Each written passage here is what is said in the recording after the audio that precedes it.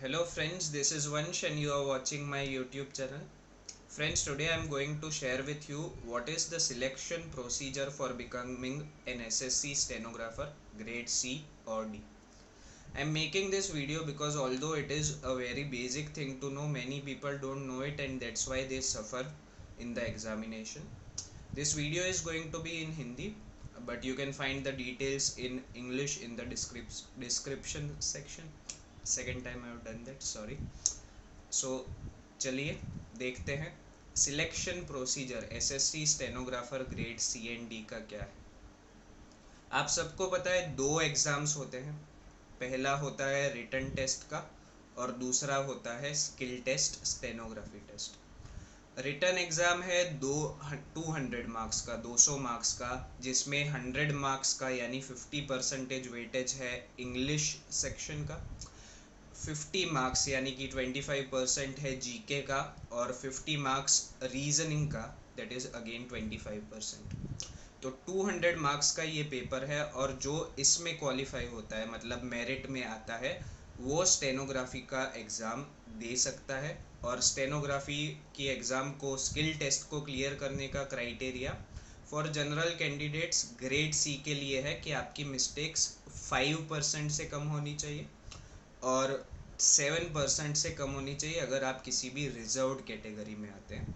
For grade C, grade D के लिए criteria है कि आपकी अगर जनरल कैंडिडेट है तो 7% से कम मिस्टेक्स होनी चाहिए और किसी रिजर्व्ड कैटेगरी को बिलोंग करते हैं तो 10% से कम मिस्टेक्स होनी चाहिए। अब सबसे बड़ा ये प्रॉब्लम होता है कि लोग स्टेनोग्राफी पे ज़्यादा कंसंट्रेट करते हैं, पूरी मेहनत उस पे लगा देते हैं और सोचते हैं कि रिटन टेस्ट क्लियर कर देंगे, बस मेरिट में आ जाए तो उसके बाद स्टेनो तो हमारा अच्छा है ही, उस पर मेहनत करके हम सिलेक्ट हो जाएंगे। लेकिन the most important thing to know जो आपको पता होनी चाहिए कि स्टेनोग्राफी का जो टेस्ट होता है skill test, it is only of qualifying nature, मतलब उसमें सिर्फ आपको पास होना होता है।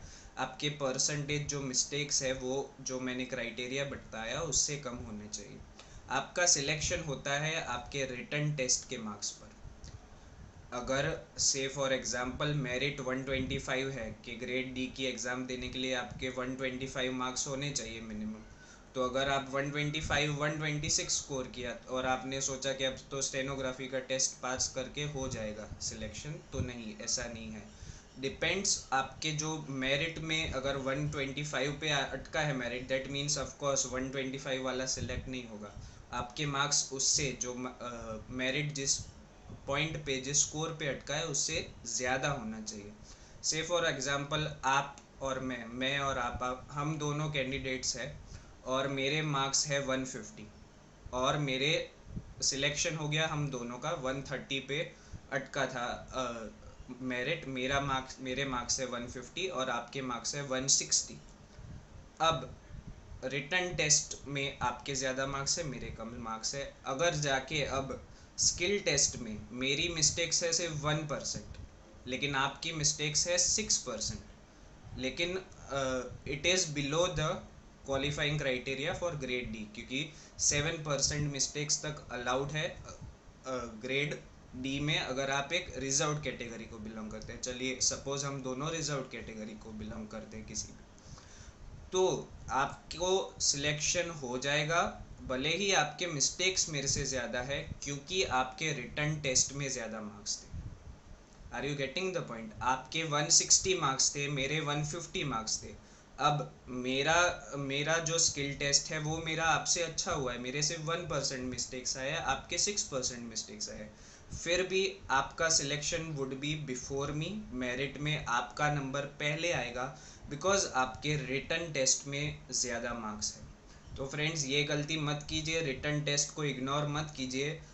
Written test is not only of qualifying nature, merit उसके हिसाब से बनता है। Steno is only of qualifying nature, लेकिन हाँ आपको इतनी मेहनत करनी है कि आप उस पर क्वालिफाई हो जाए। आपके परसेंटेज के जो मिस्टेक्स है वो आपके कम होने चाहिए जितना सिलेक्शन क्राइटेरिया है उससे। लेकिन रिटन टेस्ट में हाई स्कोर करना इज़ वेरी इंपॉर्टेंट, स्पेशली अब जबकि कंपटीशन इतना बढ़ गया है कि जो लोग स्टेनो नहीं जानते हैं वो लोग भी अपीयर हो रहे हैं एग्ज़ाम में।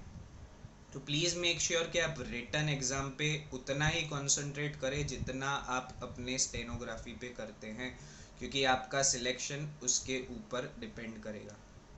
फ्रेंड्स, आई होप आपको जो मैंने समझाया वो समझ आया। अगर आपको नहीं पता था तो, अगर आपको पता है फिर भी ये वीडियो अपने दोस्तों के साथ शेयर कीजिए ताकि उनको हेल्प हो जाए। और अगर ये वीडियो पसंद आया है तो इसे लाइक कीजिए, कमेंट कीजिए, आपका ओपिनियन मुझे बताइए और मेरे चैनल को सब्सक्राइब कीजिए। जल्दी मिलेंगे नेक्स्ट वीडियो के साथ।